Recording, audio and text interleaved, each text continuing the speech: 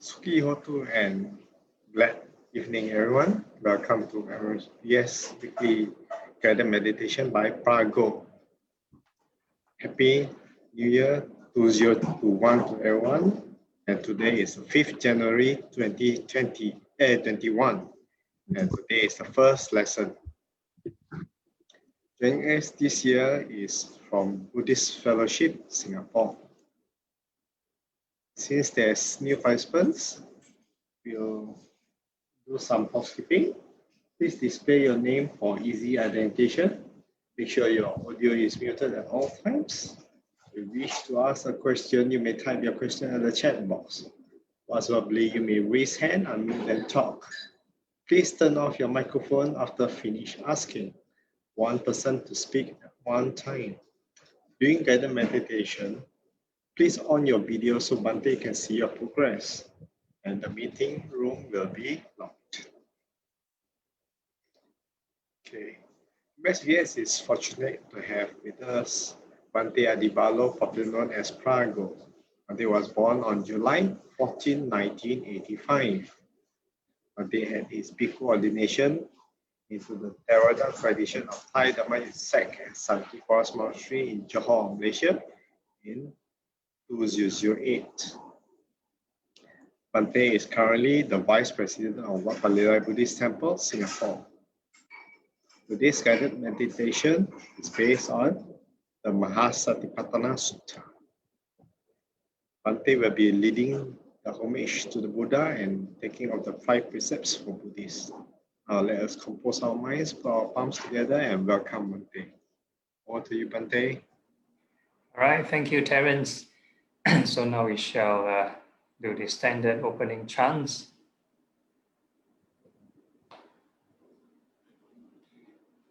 Okay, homage Vandana. Namo Tassa Bhagavato Arahato Samma Sambuddhassa. Namo Tassa Bhagavato Arahato Samma Sambuddhassa. Namo Tassa Bhagavato Arahato Samma Sambuddhassa. 3 refuges. Buddhang saranang gacchami. Dhammang saranang gacchami. Sanghang saranang gacchami. Dutiyampi Buddhang saranang gacchami. Dutiyampi Dhammang saranang gacchami. Dutiyampi Sanghang saranang gacchami. Tatiyampi Buddhang saranang gacchami. Tatiyampi Dhammang saranang gacchami. Tatiyampi Sanghang saranang gacchami. And the 5 precepts. Anatipata Veramani Sikkhapadang Samadhiyami. Adinadana Veramani Sikkhapadang Samadhiyami. Kamesu Michachara Veramani Sikkhapadang Samadhiyami. Musawada Veramani Sikkhapadang Samadhiyami. Suramiraya Majapamadatthana Veramani Sikkhapadang Samadhiyami. Sadhu, sadhu, sadhu. Okay, so good evening, everyone, and first lesson of the year. So I wish everyone Happy New Year 2021.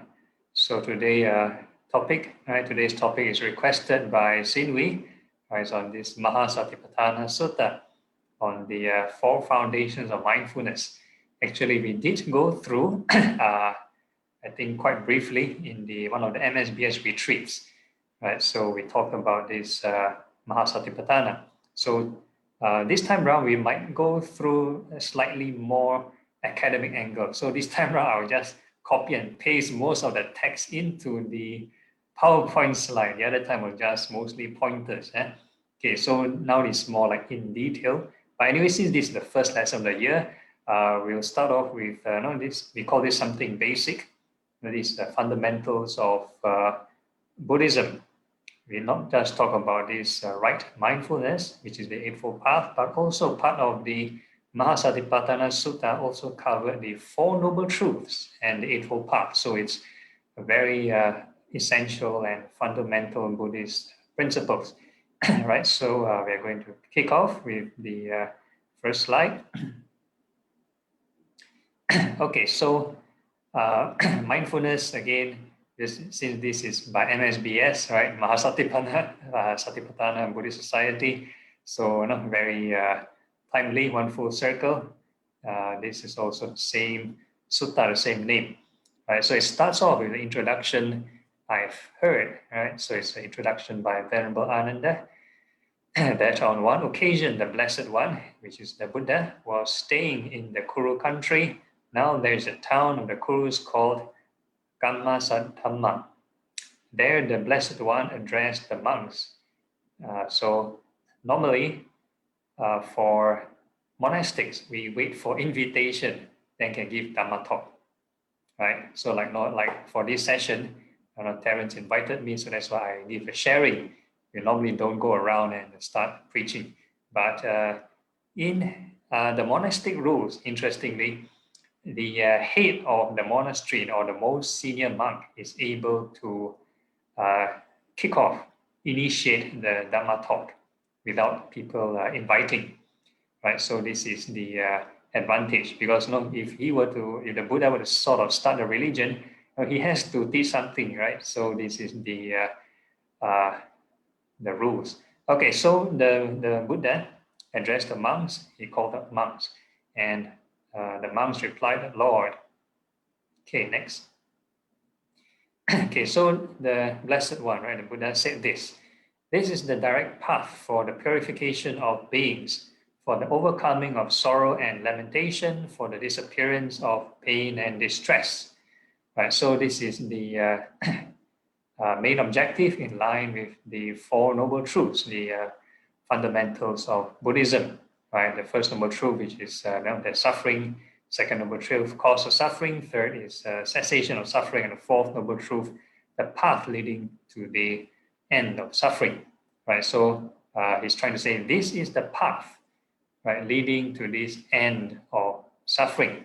Right, he's not going to teach something which let you enjoy your material wealth, enjoy the samsara, enjoy the sense pleasure, be materialistically successful. So this one is talking about emotional kind of overcoming of stress, right? So this is now for the attainment of the right method. Okay, so if there's a right method, that means there's a wrong method as well, right? So since the Buddha was the one that discovered this mindfulness or the right mindfulness, that's why, interestingly, the term sati is so widely used in the Buddhist community, or mindfulness is so widely used in the Buddhist community that sometimes people interchange secular mindfulness with spiritual mindfulness, right? So the Buddha discovered this right method, right? This right mindfulness. I will discuss further. Okay, and for the realization of unbinding, in other words, the 4 frames of reference. Okay, so the Ajahn Thanissaro's translation of sati is these 4 frames of reference. So the other translations by other monks or other translators will be 4 foundations of mindfulness. So next time you see the word 4 frames of reference, it's actually the 4 foundations of mindfulness, right? It's just different terminology. Okay, so which 4? Okay, first, next slide. Okay, so there is a case where a monk or a practitioner remains focused on the body in and of itself, ardent, alert, mindful, putting aside greed and distress with reference to the world, right? So the key emphasis is putting aside greed and distress with reference to the world, right? So there are different kinds of mindfulness. So the first kind is mindfulness of the body. Second is mindfulness of feelings. And the same thing when I put dot, dot, dot is the repetition, putting aside greed and distress. And the third is same mindfulness of the states of mind. And the fourth, mental qualities. So other translators will translate as Dhamma or phenomenon, right? So mental qualities in and of themselves, ardent, alert, mindful, putting aside greed and distress with reference to the world. Okay, so earlier on I talked about there are two kinds of mindfulness. First is a secular kind of mindfulness where the Buddhist community nowadays, they like to widely misuse this term. So for example, if let's say you forget to bring your keys or forget to bring something out and you get yourself into some form of trouble, and some Buddhist friends will tell you, oh, you don't have mindfulness, you forget to bring your stuff. Right? So this is one usage of mindfulness. And let's say you're careless, right? You walk and you trip on something, you didn't notice some stone on the ground, you trip and fall. So people will, the Buddhist sort of practitioners will comment also, oh, you lack mindfulness, you trip and fall, right? So there are various definitions of mindfulness. So this is considered circular mindfulness, right? So if a person is very good with their memory, they remember everything, doesn't mean they lack greed and distress. And nowadays, our students are so good. They memorize and regurgitate their textbooks, and they can score multiple distinctions in all their subjects. But they're so good in their memory. But doesn't mean they put aside greed and distress. Right? When they come for an exam, they're so stressful. Right? And if they don't score the necessary grade, they get so upset, they cry. So frustrated. Some are so stressed that even some commit suicide and all, depression problems. So is this the kind of mindfulness are we training?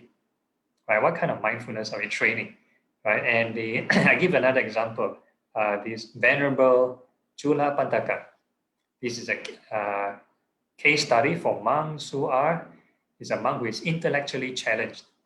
He has a very poor memory. Right? So the story goes that he has an elder brother called this Venerable Maha Satipatthana. So this Venerable Maha Satipatthana is an enlightened monk, whereas this Chula Pandaka had aspired to be like his brother, and he went forth, became a monk, but he has a problem memorizing scriptures. Yeah, his brother is very smart. His Venerable Maha Satipatthana, very smart, able to memorize and practice recitation of scripture.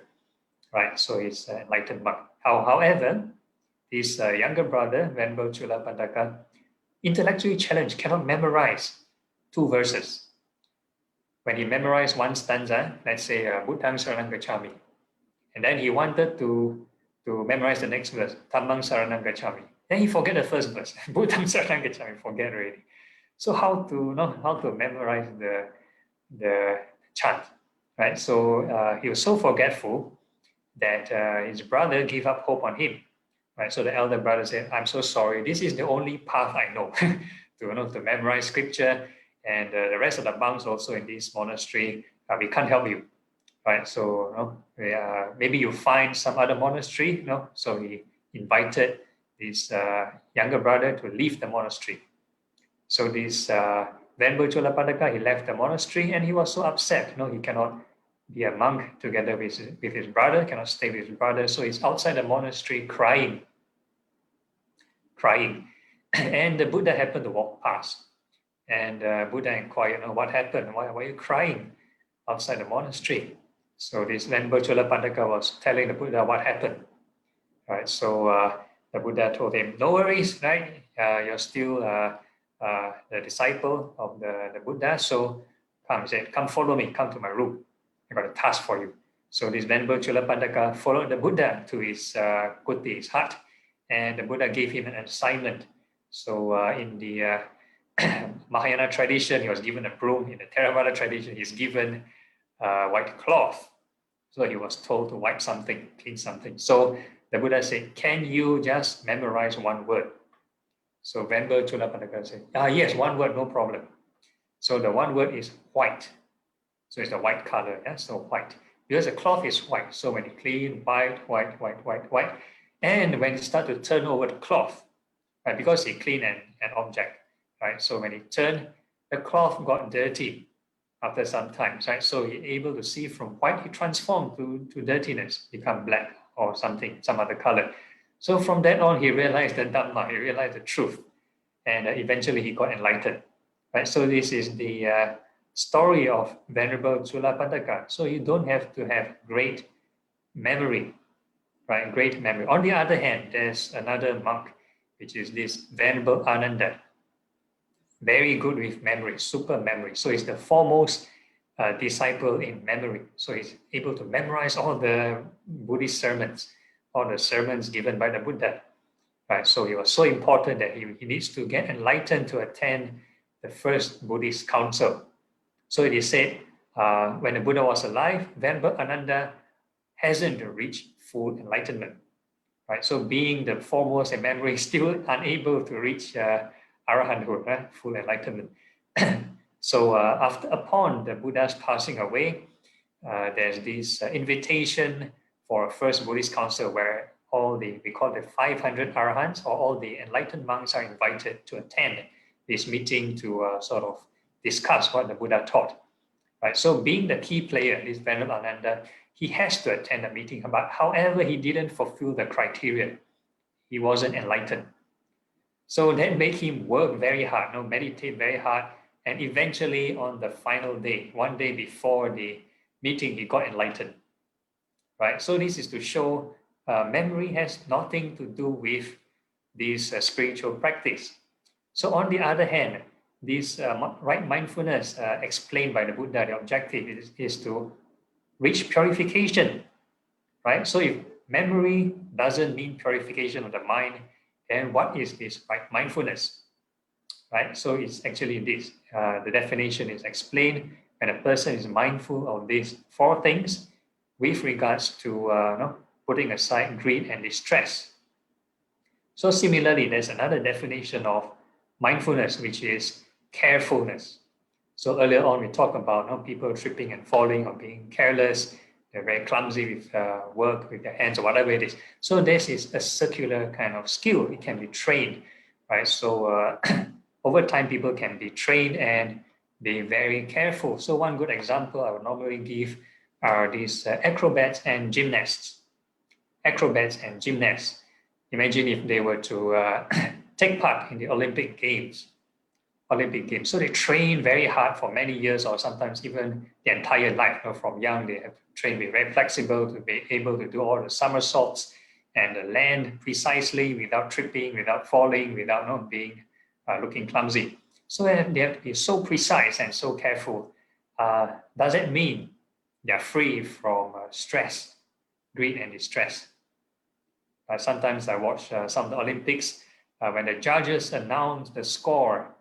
Right, so one team, they announce maybe 9.98, then the other team 9.99. Right, so the 9.99 got first prize, and the one with 9.98 they got second, and they start to cry. They feel so upset. Right, they didn't win the first prize. So what does it mean? So even though they execute all the moves so well, but yet they didn't. And we call this emotional kind of turmoil, emotional kind of stress, right? So we cannot equate carefulness with this right mindfulness, right? There, I acknowledge circular mindfulness is important to your work, right? Who wants to be forgetful? Nobody wants, right? So in times of your, when you're doing work, you need to execute and do things efficiently or proficiently. So you need certain level of precision and this memory. So on the other hand, if let's say a person is so careful with their work, or so they call it top performer, nowadays in the office, people can be so good. Some maybe accounting, they're so good with memory, who owes them money and whatever, right? They are so good with the memory. And does it mean they're free from greed and hatred? How many of you came across your colleagues or boss or workers or whatever? They're so good with their work, so proficient, but they're full of anger, right? So angry, so stressed up with their work, right? So they are so top performer, right? They're performing so well in their company, but they have these issues. So this is one extreme. If a person has required very good circular kind of mindfulness or precision or memory, but spiritually very devoid, right? So this is one extreme. So on the other hand, some Buddhists will interpret it in terms of in a very binary kind of way. So on the other hand, they will think, okay, some Buddhists think, okay, let's give up everything, don't do anything, just seclude yourself and meditate and practice. So this is another form of extreme, right? They don't want to get involved and don't do anything. So this is another form of extreme. So as a lay person, or sometimes even as monks, we have assignments and duties. We should find moderation, right? So it's all right to have secular mindfulness, but you need to look inward to have this right mindfulness or spiritual mindfulness. So how this issue is prevalent in the Buddhist community, because sometimes we call it translation or interpretation errors. So again, the term sati equals to mindfulness, and sammāsati means right mindfulness. So sometimes the term, right mindfulness and mindfulness is so loosely being used or interchangeably used that people mix up. So for instance, let's say the Chinese translation, right, for mindfulness, they translate as 正念. And for right mindfulness, they also translate as 正念. So 正 means right, 念 means mindfulness. So sati becomes 正念, sammāsati also 正念. So which mindfulness are they using, right? So this is the issue. So again, the pre-Buddhist kind of understanding, the pre-Buddhist definition of sati, right? They call it memory. Right, so this is maybe the Hindu or pre-Buddhist religion, the cultural context of the word, they call it sati. So when Buddhism spread across the other, we call it Hindu civilizations, maybe to Thailand, to Myanmar, whatever, some of the languages, let's say for the Thai language, they also have the word sati, Thai language. So the Pali word sati becomes a Thai word, Thai language, sati. So it also becomes mindfulness. So if let's say, the Buddhists down there do not really study the scripture well, the difference in the definition, they will also equate the daily or the circular kind of mindfulness with this right mindfulness. So this is the prevalent problem in the Buddhist community now, right? So let's move on to the next slide.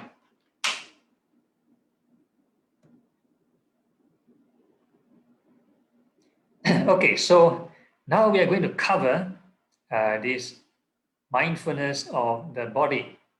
Right, we're going to start talking about the practice. So mindfulness of the body has 6 components. 6 components. So the first component being mindfulness of the breath. Second, mindfulness of the 4 postures. Third, mindfulness of your daily activities. Fourth, impurities of the body. 5, 4 elements, and 6, 9 stages of bodily decomposition. So for those who have attended the past Zoom sessions by MSBS, we actually cover most of these. Most of the mindfulness on the breath, we do watch our breath. 4 postures, I will encourage you to be mindful in all your postures. And same thing, daily activities. So number 2 and 3 is the same. Number 4, impurities of the body is actually the 32 parts of the body. So we also do this in the normally in the first segment of the meditation where we visualize the body parts. But in this case, in the practice, we just visualize the external body parts, right? Your hair, nails, teeth, and skin. So why is this so? Because not everybody has a chance to look at the internal body organs, right? Who down here studies biology, right? Okay, so number 5, 4 elements. We also talk about this, and the 6, we talk about the decaying, birth, aging, decaying of the body parts. Okay, so let's move on. Okay, so the first one is mindfulness of the breath. So we've already talked about this in detail in one of the previous segments on the mindfulness of breathing last year, right? So that will be in detail.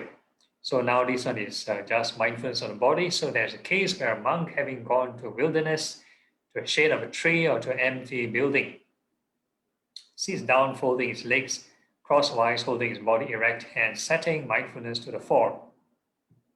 Okay, so a person can be, aware in front, mindfulness in the fore. So you're not supposed to be mindful of all the distractions and the other noises. So it's important to find a good setting. So if you are in your house, make sure your house is free from distractions. Some people, sometimes when I conduct Zoom sessions, some people have children running all around and disturbing the parents using the Zoom. Right? Sometimes they even touch the screen and move the phone around and move their shake their parents. So there's some distraction. So if let's say you want to practice, it's good to have a secluded environment. They mentioned empty buildings. So if let's say you are quiet in your house, that's all right. Right? If now we are not in the wilderness. So nowadays, forest monasteries have electricity. Some places they do have, and some people they can even access internet there. Okay, so so we're talking about breathing in and breathing out. Okay, next. All right, so in this Satipatthana Sutta, they talk about just 4 steps. So the first step is when breathing in long, he discerns, I am breathing in long, or breathing out long, he discerns, I am breathing out long. So this is the first step. Second step, breathing in short, he discerns, I am breathing in short, breathing out short, he discerns, I am breathing out short. Right, so this is got to do with in and out breathing. So the whole idea is, at least for my interpretation, there are many schools there because different interpretation. So for this, at least my interpretation is do not control your breathing. That means let your breathing be your natural reflex action. So when it's long, you know it's long. When it's short, you just know it's short, right? That's all. So the whole idea is to able to discern, to know. Right? There are some schools that deliberately interpret it as you must breathe in long first, deliberately bring in long. Or some schools, when you breathe in and breathe out, must make a loud noise. Right? So again, there are many styles. So for the current one, which we are doing is no need to control your breathing. Let it be your natural reflex action. Okay, and the third one, it trains itself breathe in, sensitive to entire body, and it trains itself and breathe out, sensitive to entire body. So again, this one has 2 interpretations or various interpretations. Some believe it's the breath body. Right? So if a person wants to practice concentration, then they just use a small area. Right? If a person were to, let's say, do more into vipassana, more into insight, then some of them might feel the entire body, as in the physical body from head to toe. So this is the other kind of interpretation. So there are many schools. Some feel the diaphragm, some feel below the nostril. So the one I'm using is below the nostril. For those who are attending more of my sessions, maybe the intermediate sessions, we will try and experiment different areas of focus, right? For more advanced, I can even tell you, in your sleep, you can even, in lying down, you can meditate and watch this, or you can feel whichever strong sensation in your body. Let's say you have certain pain in the body, maybe pain in the neck or pain in the shoulder. You can use that as a focal point instead of the in and out breathing. So again, this one is up to more advanced practitioners. So for beginners, I would encourage people to start with one small area. Smaller the better, because if you have a big area, you have more distractions. Okay, so this is the third step. And the fourth step is when you breathe in and out, the whole idea is to calm down the body, calm down bodily fabrication. because the whole idea is to unify the mind and sort of ignore distractions. So sometimes through your work, sometimes you have lingering thoughts, worry about the past, worry about the future, or whatever it is. Or you want to plan for this, plan for that, or you regret this, regret that. So this is the nature of the mind. So the whole idea is always come back to your meditation theme, keep on generating this right thought. Right, requires lots of right effort. So this is my advice. So we shall stop here for today because now it's 9 o'clock. And I shall open the floor to questions. So yeah. So mindfulness of the breath, they only cover these 4 steps, whereas the entirety of the Anapanasati Sutta, the mindfulness of the breathing discourse, covers 16 steps. 16 steps, so that is more complete. So if you want to just talk about mindfulness of the body, mindfulness of the breathing, then a lot of people think, oh, mindfulness of breathing won't bring you far. You just physical in out breath. So what's the big deal, right? So actually, the 4 foundations of mindfulness actually comes as a package. So we just touch the surface. So for the first lesson, I don't want to go to too detail. So I'll just start off with these first 4 steps. How to calm the mind. If you cannot even calm the mind or calm the body, then you can forget about the other steps. All right, so I'll open the floor to Q&A. Any questions on the ground? I have a question. Yes. Yeah, on the at the beginning, on the overview, there is this sentence that says, "Focus on the body, ardent, whatever," and then putting aside greed and distress with reference to the world. What does that actually mean? Yeah. Okay. Yeah. With reference to the world means everything. So the world is everything. The internal world, your 5 aggregates, and also the external surrounding environment. It means when we focus on the body, so we put aside greed and the distress. We consciously think of greed and distress and put it aside. Once we focus and we reduce greed, right, naturally the distress will reduce. There's a correlation. When there's craving, then there's suffering. So if a person reduces craving, which is greed and hatred, then naturally the clinging onto the world will naturally lessen. So this putting aside greed means we consciously think of the greed and push it aside. It's a good reference point. That means to remind ourselves of the objective. Because if we do not remind ourselves of this objective, then let's say a person watch a breath, then they might have other agendas in mind. Some people do it for health reasons. Then end up they doing qigong. So breathe in, breathe out. I want to be more healthy. I want to live longer. You want this and want that. So instead of putting aside craving, they end up with more craving. Right, more craving. Thank you. I get it now. Thanks. Okay, no problem. So this craving or greed comes in 2 extremes. So any form of meditation without this right view can have these 2 extremes, greed and hatred. So earlier on I talked about breath with reference to greed. So how about breath with reference to hatred, with aversion? So it's possible as well. So in the Buddha's time, before the Buddha got enlightened, he was actually practicing asceticism or self-torturing with breath meditation. So their focus is actually to torture themselves to burn away negative karma. So when he breathes in, he tries to suffocate himself. He don't want to breathe out. Right? So when he's at the exhausting point and he tries to breathe out, he breathes out so hard and he tries to injure his his nostrils and eye sockets or whatever. So this is one way, to use torturing method is aversion with violence. So that is, the Buddha found it not the way to calm the mind. right? So he tried it for 6 years at the brink of death. Then he decided to abandon his practice. So the Buddhist method is the middle approach. It means avoiding greed and avoiding hatred.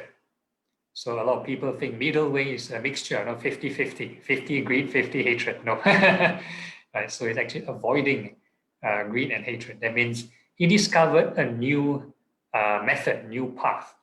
That means once you avoid these both, you need to use something else. So you need the right method, which is non-greed and non-hatred.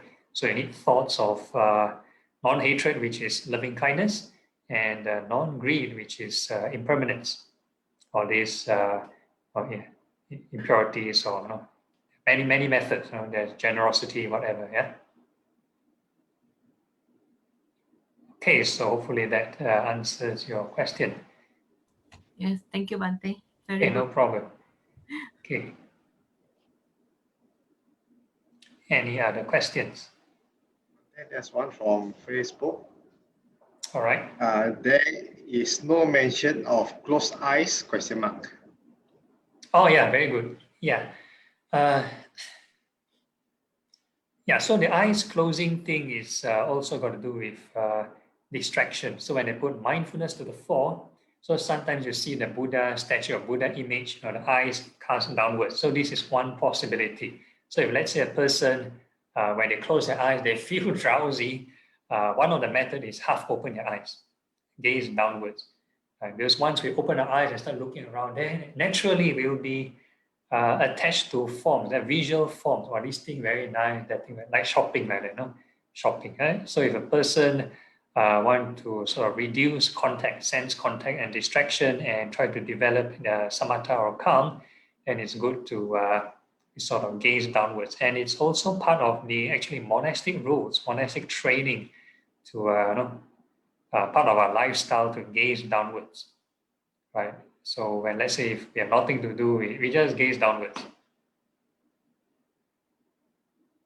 Okay, so if you want to close your eyes, it's a good start to prevent distraction. But ultimately, we have to bring this mindfulness and detachment in our daily lives, right? So in standing, sitting, walking, lying down, not talking to people, we also should practice this detachment, right, with this greed and distress.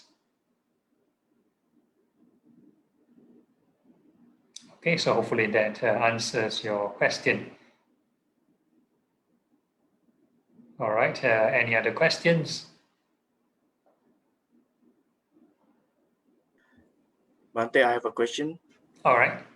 Yeah, I'm a little bit curious about the Bhante Chulapantaka case, right? Yes. As we understand, when a person is born, right, there is a rebirth consciousness at the beginning. After that, there is the life continuum of Bhavanga. After that, there is the death consciousness, which is the three are the same actually, same type. However, my question is there any change in the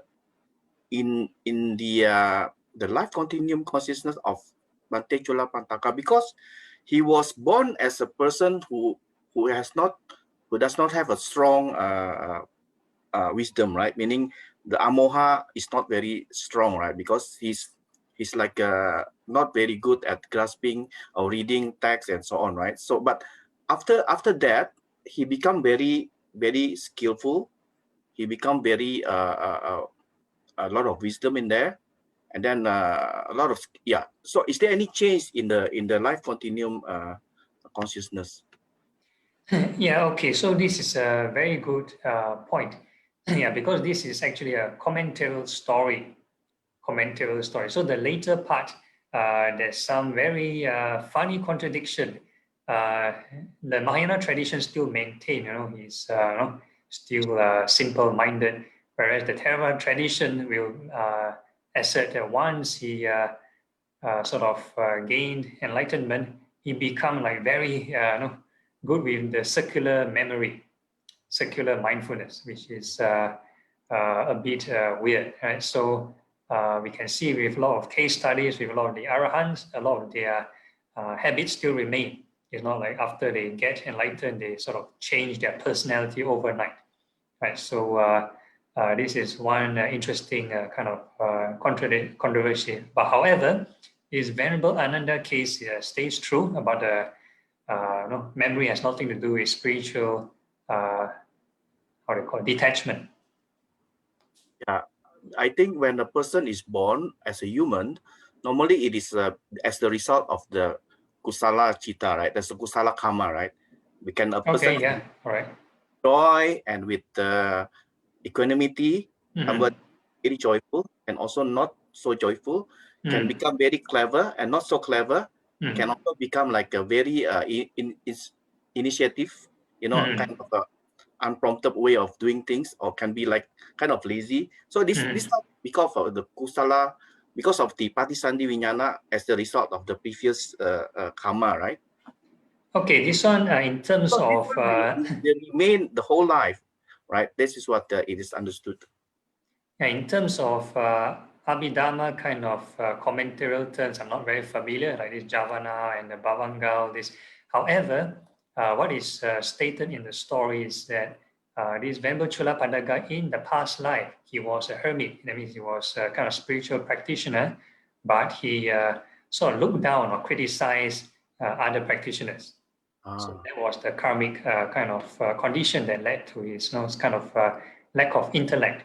But lack of circular memory doesn't mean lack of spiritual faculty, lack of spiritual kind of advanced kind of understanding. So there are many cases also in the suttas where the devas or even the Buddha praised, we call it not so intellect kind of monastics, but good in practice compared to monastics who are, let's say, very intellectual but very poor in their spiritual practice.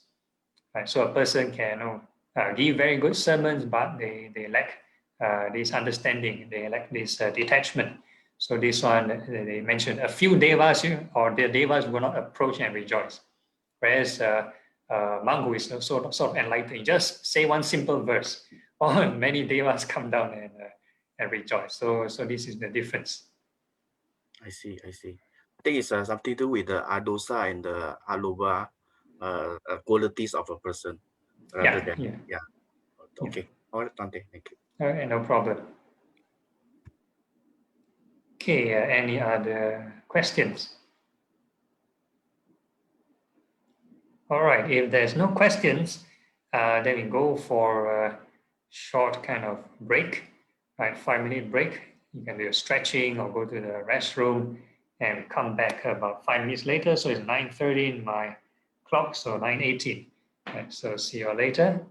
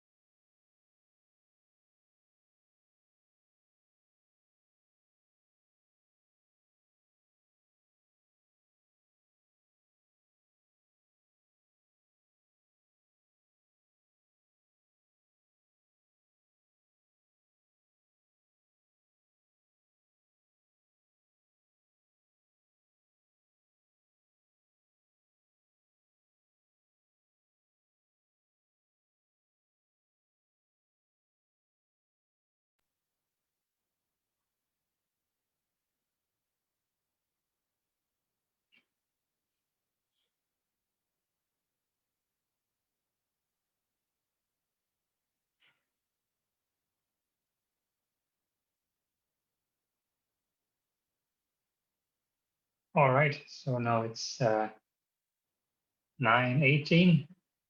Hopefully everyone's back. So for those who have not yet turned on their video cams, hope you are meditating or listening. Not sure whether you're away from the screen. Okay, but anyway, for those who are back, we shall start.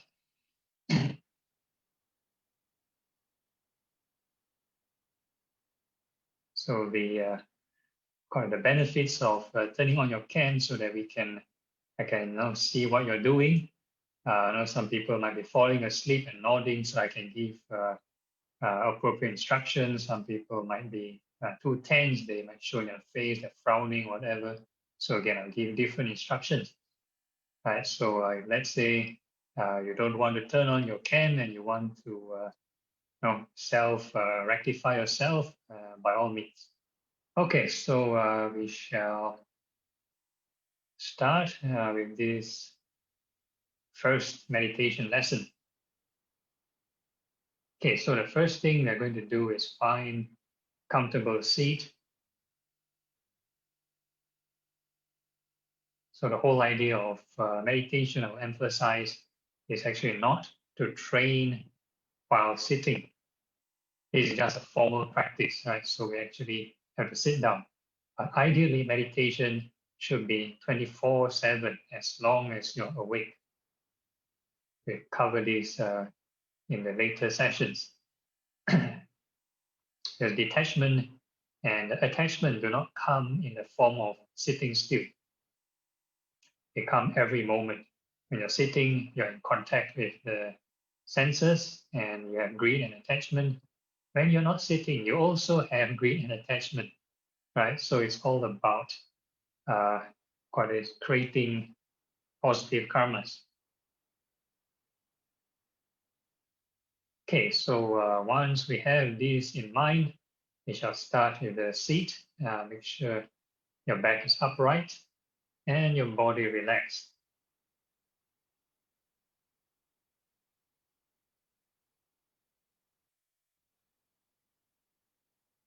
Okay, so what we're going to do is start off with a short visualization of your human biology and anatomy, but it's just the external parts of the body. So we're going to first imagine like looking at yourself like in the mirror. So you're going to visualize your hair. So any untrained person, our default programming is gearing towards greed and hatred. Right? So when we have greed, we look at our hair, oh, my hair is so beautiful, so nice, I love my hair. So this is tending towards greed. And aversion would be, oh, I don't like this hairstyle, I don't like my hair, why it's so messy? Then you have aversion. So these are the two extremes. So when we talk about putting aside greed and distress, right? So we are actually trying to come to the middle way. So the first thing we're going to do is wish the hair well and happy. Have loving kindness to the hair. This is to overcome this aversion, one of the extremes. So we're going to wish all the hairs well and happy, all the hairs of the head, may they be well and happy. And all the hairs of the body, may they be well and happy. So from head to toe, we're going to wish all the hairs well and happy.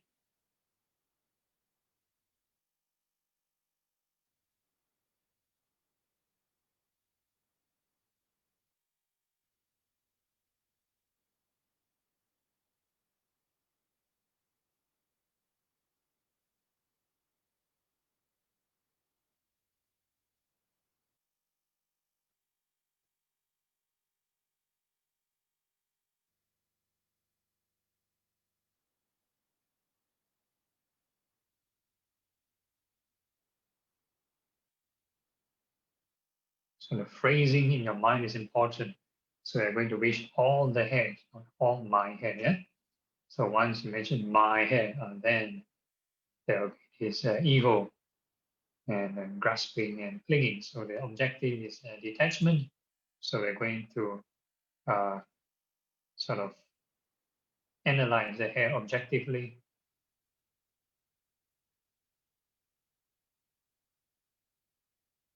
So you wish all the hairs well and happy. And once you have certain openness and acceptance towards the hair, then we are going to introduce the truth, introduce the Dhamma teachings, so that the mind is more acceptance, more accepting. And we are going to we are going to observe that all these hairs actually go through this birth, aging, sickness, and passing away.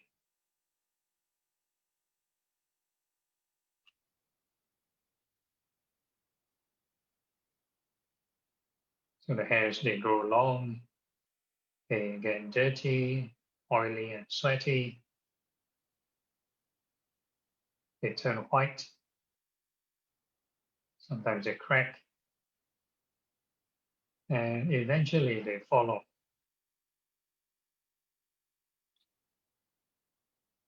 Every day you have lots and lots of hair falling off. And let's say you feel a bit drowsy, then you might increase the rate of this impermanence, increase the rate of this decay.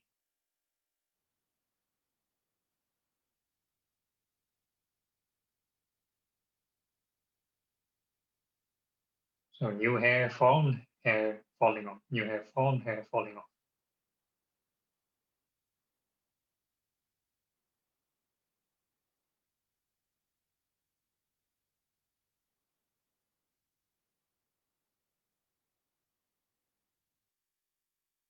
So there's a reason why we do loving kindness first. If we straight away start with decaying, and the mind may not be so accepting, you start to worry, oh, my hair turned white, I might need to dye my hair. I see a hair specialist.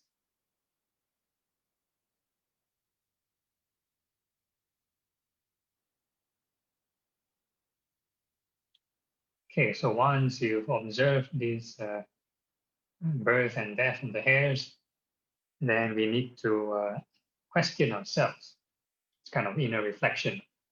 Are these hairs truly self, truly me?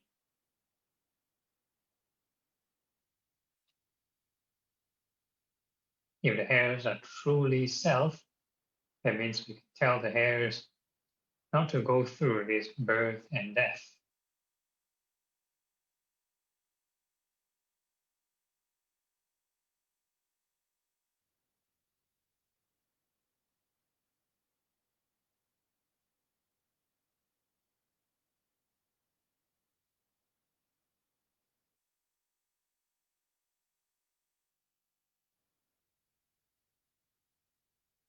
And the next part of the body, we are going to visualize the nails. And so we're going to wish all the fingernails well and happy. And we're going to wish all the toenails well and happy.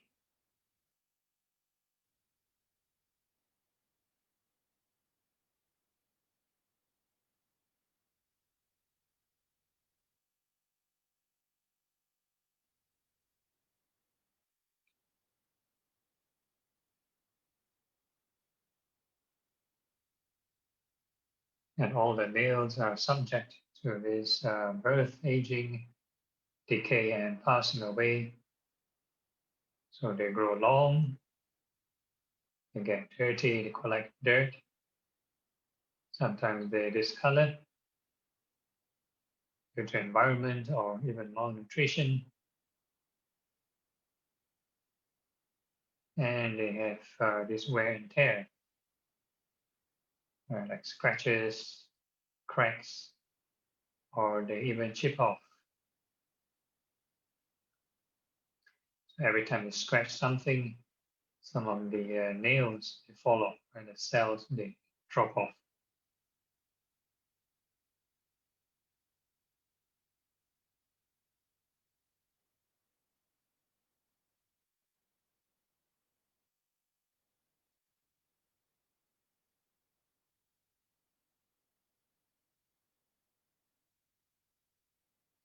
So you can think of birth and death of the nails, nails forming, nails falling.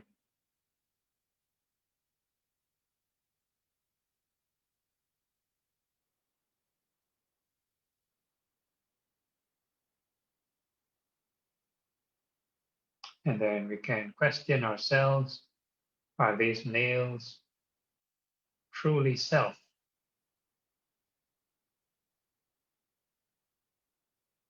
Can we tell the nails how to go through this birth and death?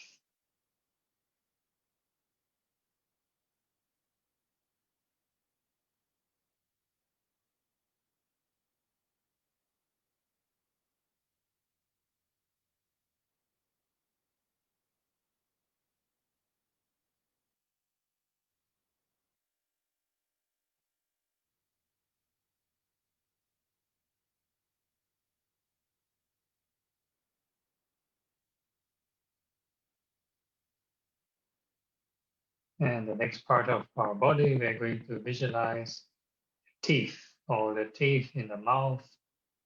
May they be well and happy. All the upper rows of teeth, may they be well and happy. And all the lower rows of teeth, may they be well and happy.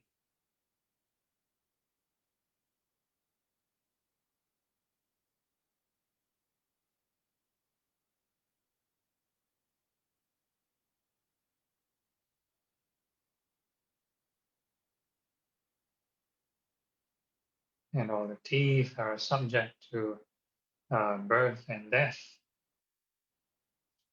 They change in shape and size, and they get dirty, change in color over time. Yellow turn brown, and they turn black. And there are tooth cavities, they grow holes, they start to loosen, they get shaky, and eventually they fall off.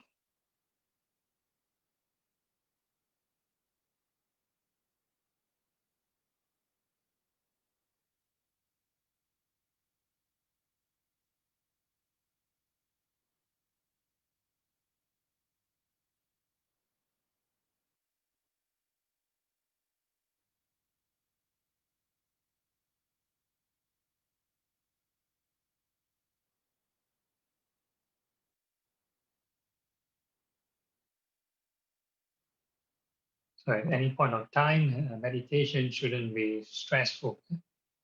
If you feel any form of stress, then something is wrong. The whole idea is to de-stress yourself. So the more you meditate, the more happy you should get.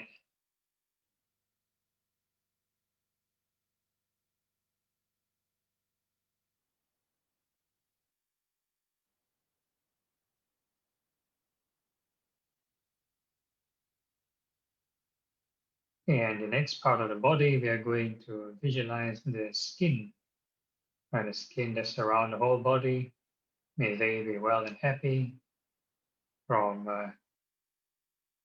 head to toe.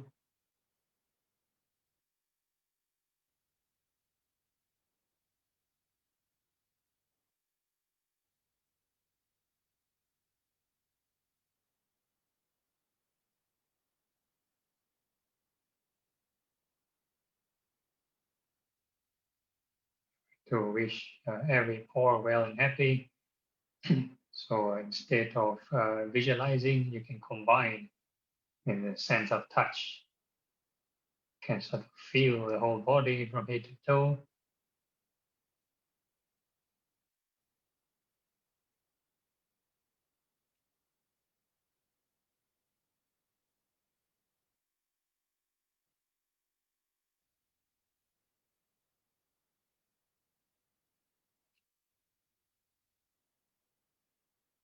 And all the skin are subject to birth and death.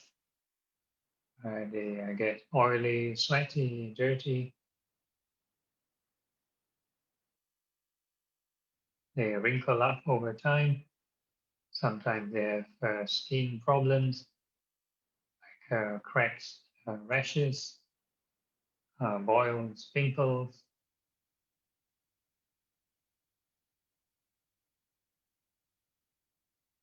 And the dead skin follow every day.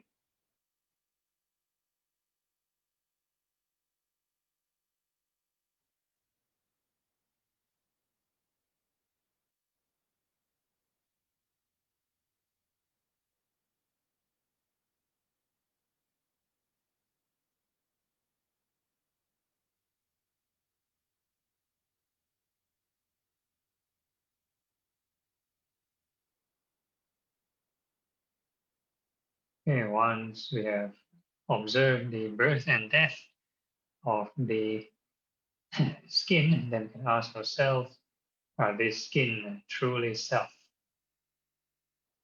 Can we tell the skin not to go through this birth and death?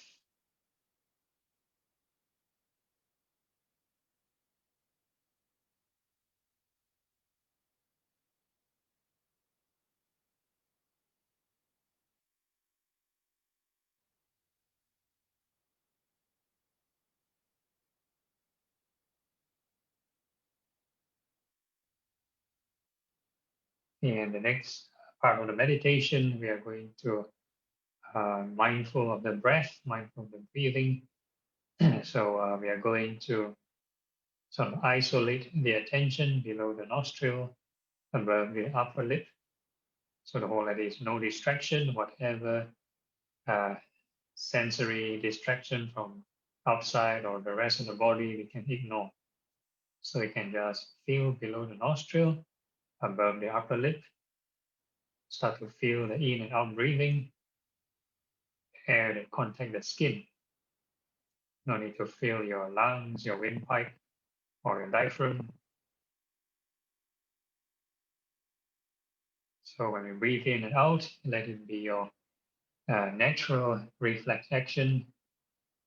No need to deliberately control. So how to discern? So whenever there's an inhalation, we wish the breath well. Whenever there's exhalation, we wish the breath happy. So this beats counting 1, 2, 3. Yeah? When you breathe in and out, you add in value addedness and this open mindset. Make friends with the breath.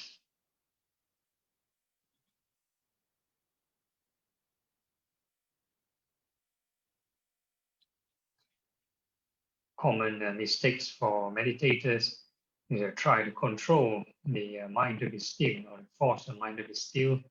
So whenever they force or exert, then more stress and more suffering, because that forcing is actually desire. So actually working on the root cause, we're trying to reduce this cause of suffering, reduce aversion, or reduce the violence to the breath. So we have this loving kindness. So and focus on loving kindness of the breathing, then naturally the breath body will calm down by itself. Calm down the mind and calm down the body.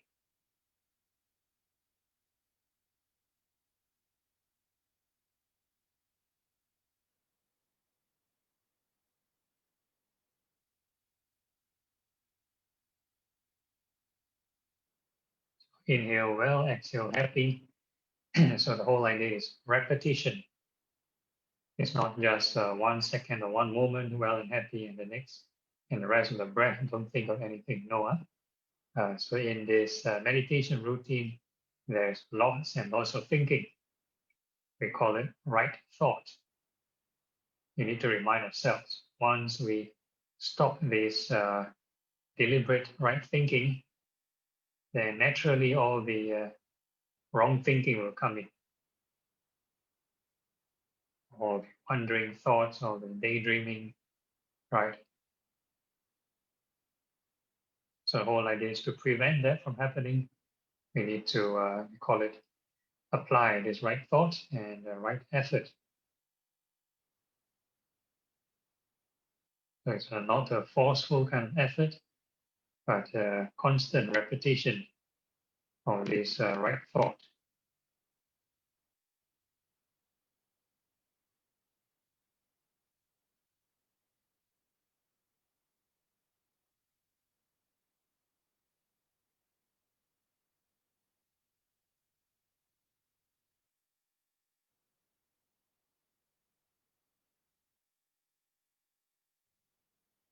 Inhale well, exhale happy.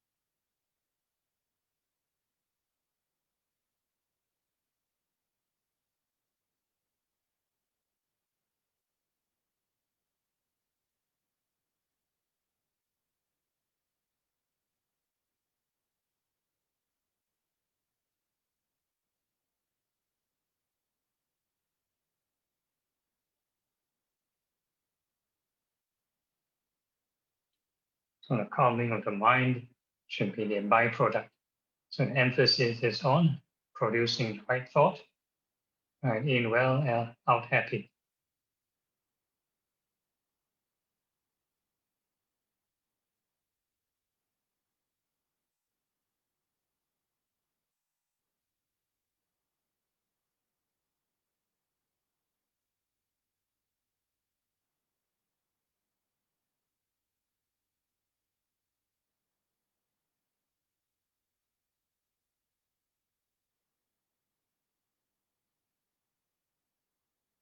And if our mind is generally contented, at ease, then it can introduce the truth. So we're going to observe the impermanence of the breath. So when you breathe in and out, there's rising and falling, or birth and death, whatever you want to call it. So there are changes. There's change happening. Without impermanence of the breath, that means our breath is still, we won't be breathing, we'll be dead. So there is definitely some form of change, right? So when we breathe in, there's some form of change. When we breathe out, there's change. So again, have to constantly produce this thought. So it's kind of remind yourself, well, while observing. So there's a kind of evidential observation. When you breathe in and out, then there's also a mental note, mental reminder. This is to sort of squeeze out wisdom from whatever you observe.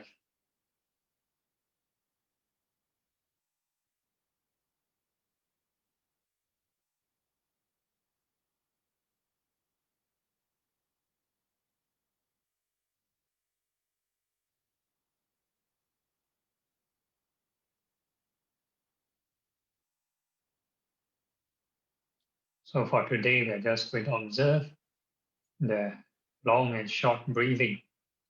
So any form of long and short change, then that is impermanence as well. Any change of breathing rate,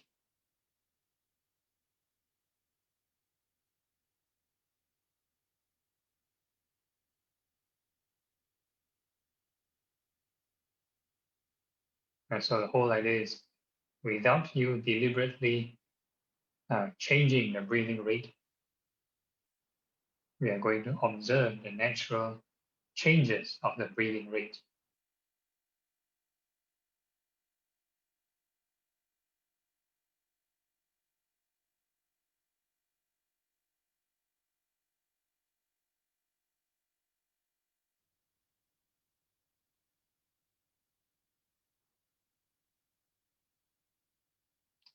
So the more a person take notes of this impermanence of change, it will produce a kind of detachment, because it is our inbuilt programming. And we have this kind of delusion that everything is normal, everything is fine. I'll stay healthy forever, or want to live forever. So whenever a person observes change, they want to cling onto that experience. Whatever experience it is, even a nice experience, pleasant experience, right? If a person pays attention to it for more than 2 seconds without reminding of impermanence, naturally they'll be clinging.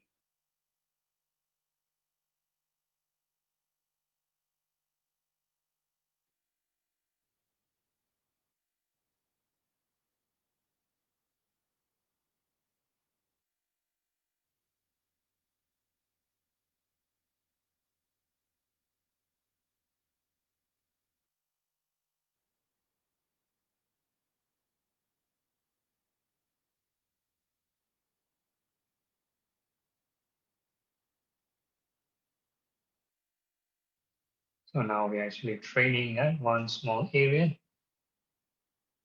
If a person cannot even handle one small area of the breath, then you can forget about other events in life, other big projects. So first start to find peace within the breath. So in a way, we're actually reprogramming our mind, or inculcating a kind of philosophy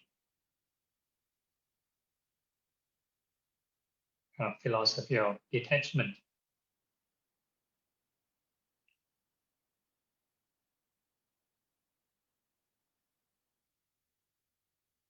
Continue to remind ourselves of impermanence until the mind settles, right? There will be a point where the mind settles until it cannot settle even further.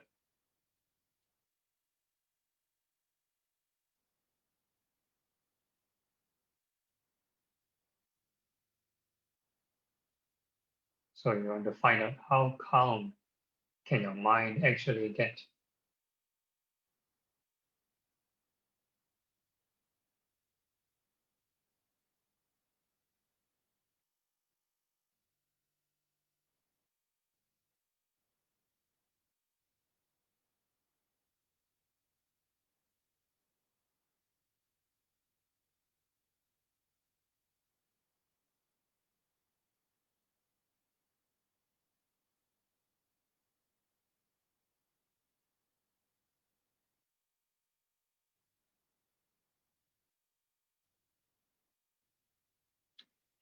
So at this moment, at this point of time, this might be your best score, your highest score for peacefulness of mind. So we are going to extend the attention to the rest of the body. So we talk about breath body. So now we enlarge the area to the entire body. So not just one small point below the nostril. Now we extend it from head to toe. And we are going to feel the body breathing.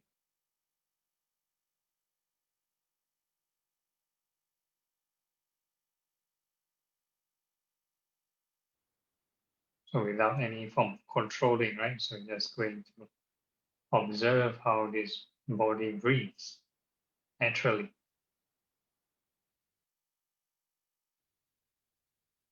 So it's actually called our circulatory system, or respiratory and circulatory system.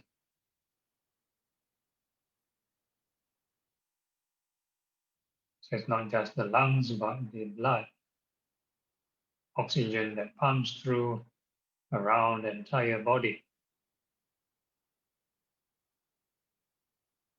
So for easy observation, you might feel the heartbeat, heart beating throughout the whole body. So anytime there's a contraction and expansion of the blood vessels, you wish them well and happy, or you wish them impermanence, observe impermanence.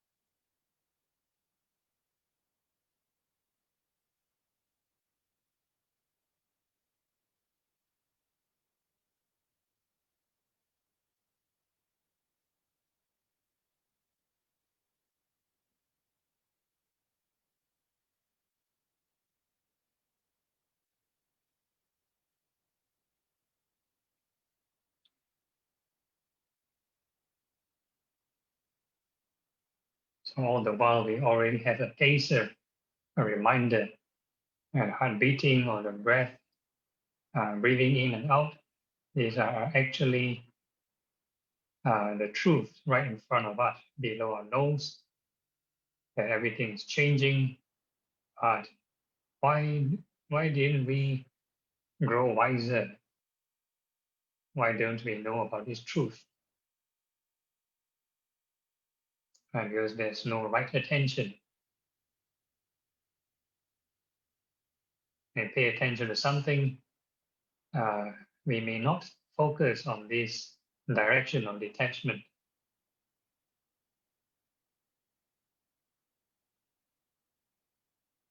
So now there is actually an intention to have an objective to detach.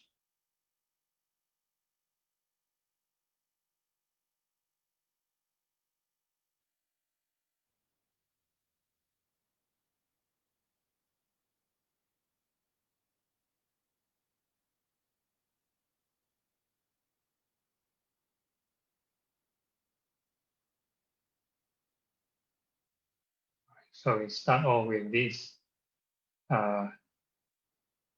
area, and then we slowly extend to the surrounding areas. Yeah? So we're going to wish all beings in front well and happy. So when we extend this attention in front, this attention is the same mind, same attention that feels the breath or feels the body. So it's the same, either you have attachment or detachment.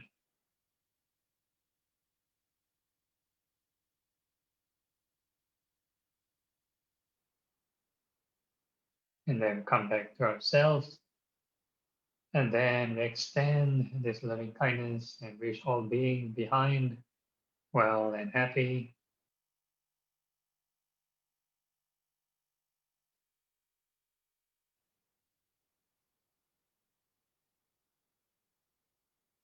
And we come back to ourselves. And we wish all beings on the left well and happy.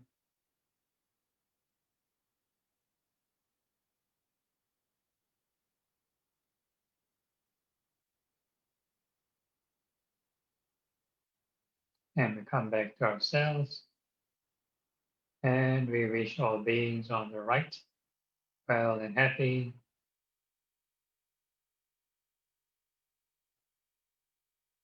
And we come back to ourselves. And we're going to wish all beings above well and happy.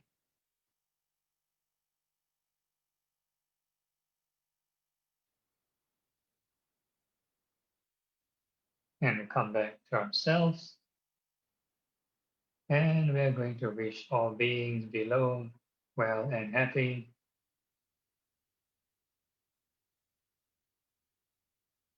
And we come back to ourselves. So this time round, we are going to wish the entire body from head to toe well and happy.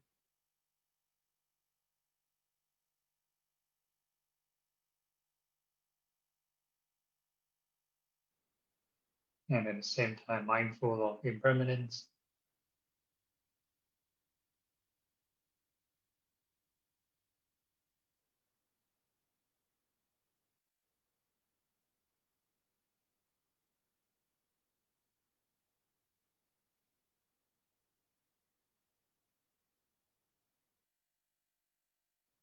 And eventually, we are going to wish all beings in all directions, above, below, and all across, well and happy, starting with our house. All beings in this room be well and happy.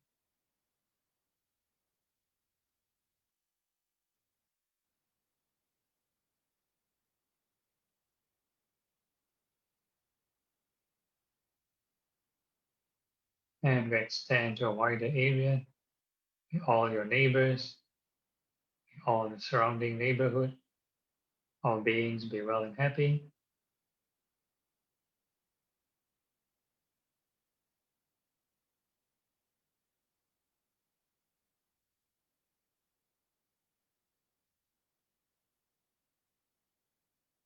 And we extend this loving kindness to your entire country, whichever country you're in. May all beings in the country be well and happy.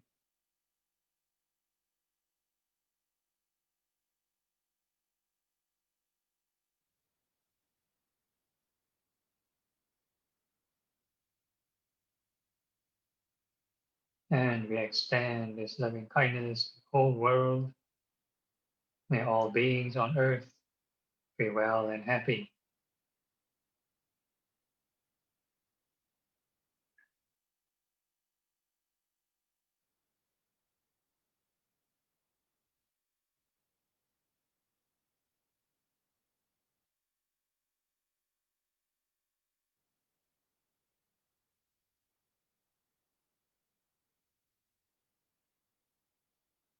And eventually we are going to wish all beings in the entire universe, may they be well and happy.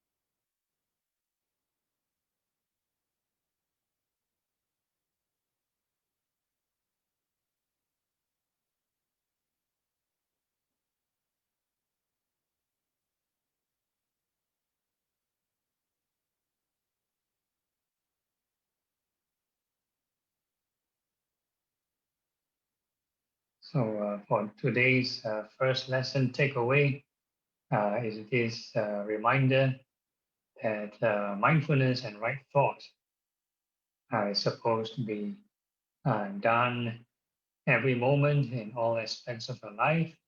Can be done mindful internally within the body or externally in an extended area. So the whole idea is wherever your attention is placed, either it clings or it detaches. So it depends on what kind of thought you have. Right. So again, a gentle reminder from the Karaniya Metta Sutta.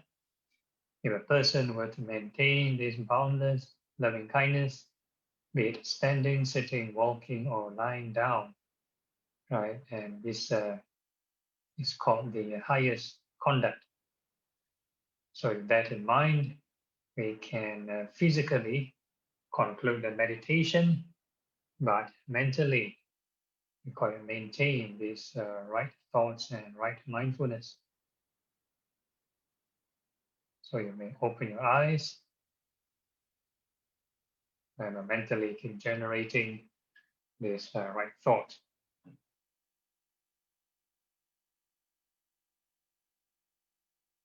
Okay, so all right, so so for newcomers, this is like your homework to practice mindfulness in all aspects of your life, not just a sitting meditation. A lot of times, meditation is a bit like healthcare and fitness. Some people want to stay healthy, they go to the gym or go to the stadium, spend maybe 1 or 2 hours working out. Once they get back home, they eat all the junk food and they don't care about health. Right? So this is a common scenario even in meditation. So you talk about holistic kind of mental health. It's not just about sitting meditation, but it's about how to apply these right thoughts even in your daily life. Right. So it's about what kind of junk food are you taking.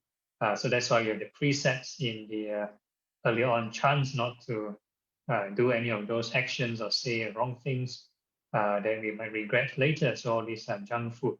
Right. So take care of our mental health and stay we're quite conditioning our mind every moment so that in the next sitting it'll be much smooth sailing. All right. So any questions? No, everyone okay? Then I'll see you all next week. So I have this closing chant. Yeah?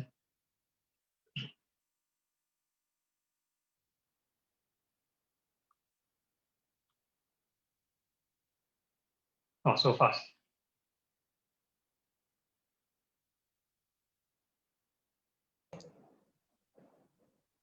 Bante, I didn't prepare the slide. Oh, okay, no problem. Right. So in our mind, we just wish all beings well and happy. That is actually good enough. So maintain this thought and sadhu, sadhu, sadhu. Right. Good night. Any announcements from Terence? There's no announcement, Bante. All right. So see you everyone next week. Okay. See you all. Thank you, Bante. Good night, Bante. Okay. Good night. Happy New Year. Okay, Happy New Year. Thank you, Bante. No problem. All right. Thank you, Kante. No problem.